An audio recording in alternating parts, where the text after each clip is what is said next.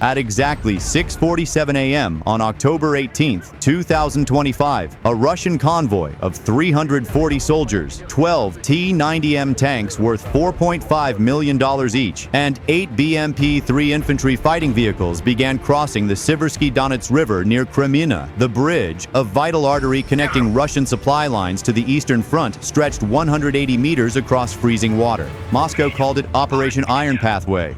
In reality, it was a death march disguised as an advance, because 600 meters away, hidden in a tree line soaked in morning fog, a Ukrainian reconnaissance team watched through thermal scopes, fingers hovering over a detonator. They had waited 96 hours for this moment. The question wasn't if they would strike, it was when. Could Ukraine turn Russia's advance into its greatest tactical disaster in weeks, or would 340 men make it across to reinforce the crumbling Ukrainian defense line? Let's find out.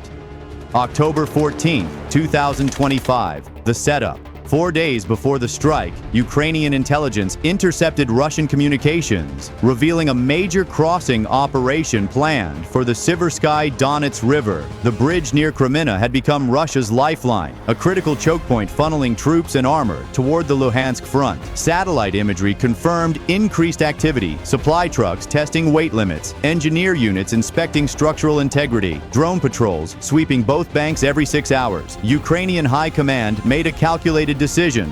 Don't destroy the bridge immediately. Let them commit. Let them believe it's safe.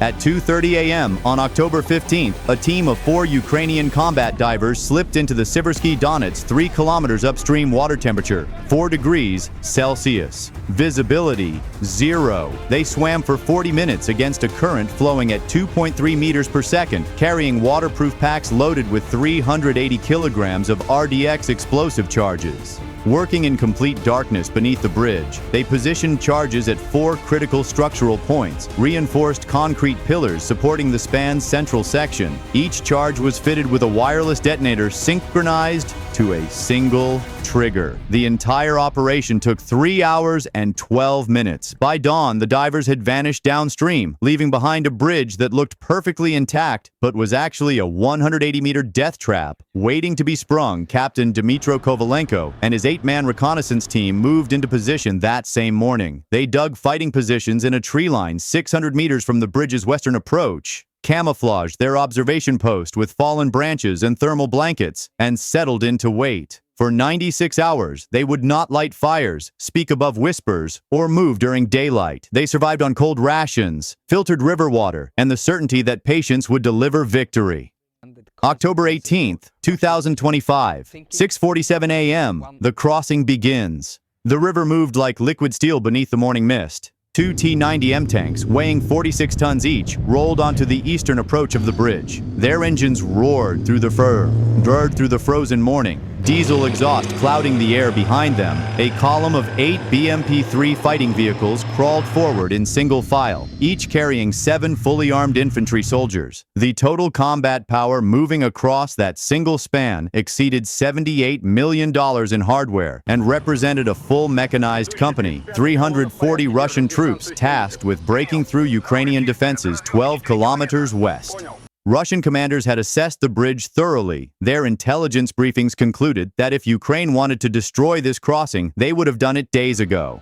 After all, Ukrainian forces were retreating, resources were stretched thin. Why waste explosives on a bridge when you could use them to defend cities? The logic was sound. The conclusion was fatal. At 6:51 a.m., the lead tank reached the bridge's midpoint, exactly 90 meters from the eastern bank. Behind it, 11 more armored vehicles crawled forward, their tracks grinding against reinforced concrete that had been poured by Soviet engineers in 1978. The bridge groaned under the weight. 420 tons of steel and men suspended above 8 meters of freezing water. Soldiers sat atop the BMPs, rifles across their laps. The convoy stretched 220 meters, most of it now suspended above the river.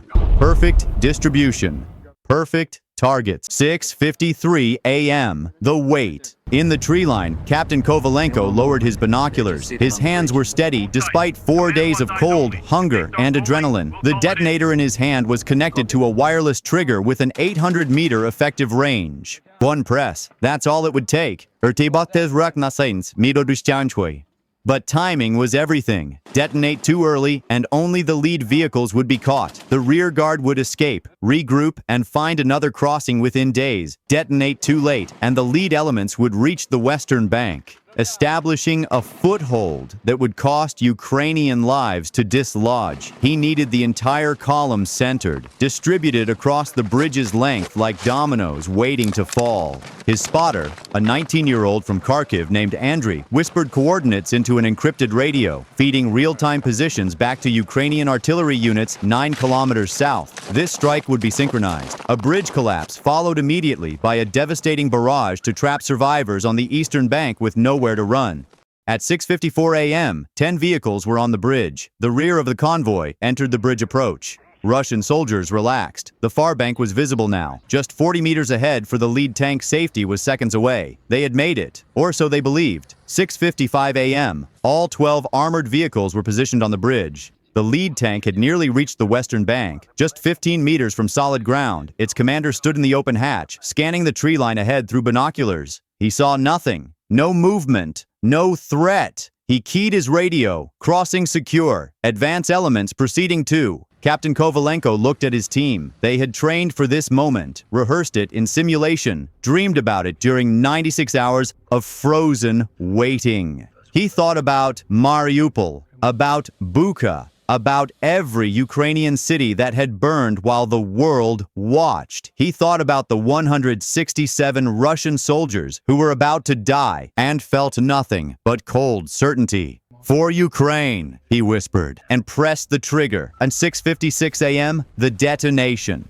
The world turned white. 4 charges detonated simultaneously in a sequence timed to collapse the bridge from its center outward. The explosion peaked at 3,200 degrees Celsius, vaporizing concrete, steel, and water into a mushroom cloud visible from 8 kilometers away. The shockwave rippled across the river surface, creating a 4-meter surge that slammed both banks' trees bent horizontal. Windows shattered in abandoned buildings 400 meters away. In 1.3 seconds, the bridge's central span disintegrated.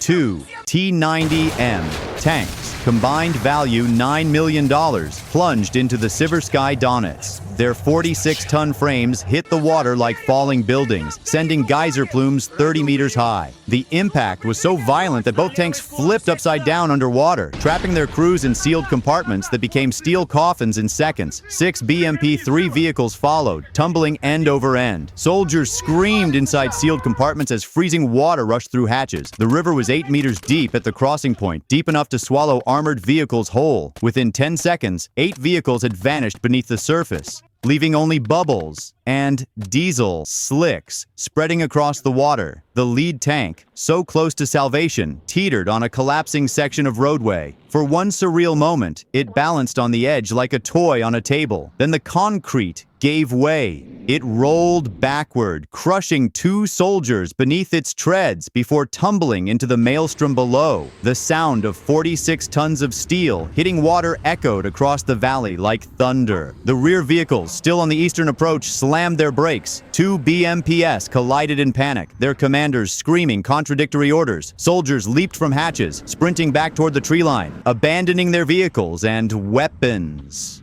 Some jumped into the river, preferring to risk drowning over staying in a kill zone. But Ukraine wasn't finished. 6:57 a.m., the barrage.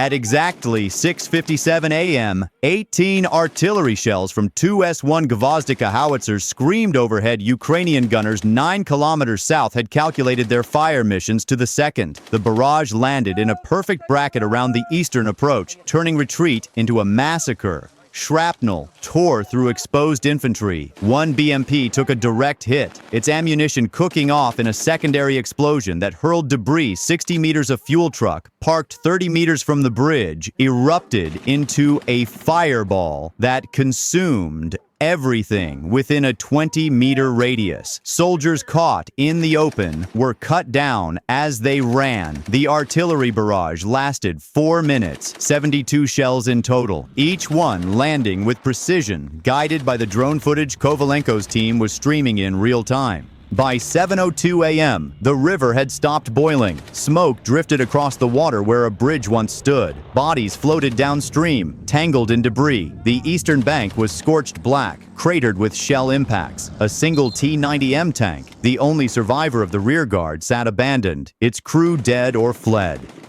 The aftermath. Of the 340 Russian soldiers who attempted the crossing, Ukrainian intelligence estimated 167 died instantly in the bridge collapse and subsequent drowning. Another 89 were wounded or killed in the artillery barrage. 84 survivors scattered into nearby forests, cut off from their supply lines, hunted by Ukrainian drones. Total Russian losses exceeded $94 million in destroyed equipment, including 8 T-90M tanks, 6 BMP-3 fighting vehicles, and irreplaceable combat engineers who had spent months training for river crossings. Ukraine's cost: $12,000 in explosives, 96 hours of patience, and not a single casualty. Captain Kovalenko's team extracted under cover of Ukrainian drones, moving west through frozen fields as smoke still rose behind them. As they reached friendly lines, Kovalenko looked back one last time at the broken bridge and the river that now ran red. "Patience," he said, "is the deadliest weapon, because sometimes the greatest victory isn't how hard you strike, it's knowing exactly when to pull the trigger." And on that cold October morning, Ukraine proved that in modern warfare, the trap only works when you let your enemy believe they've already won.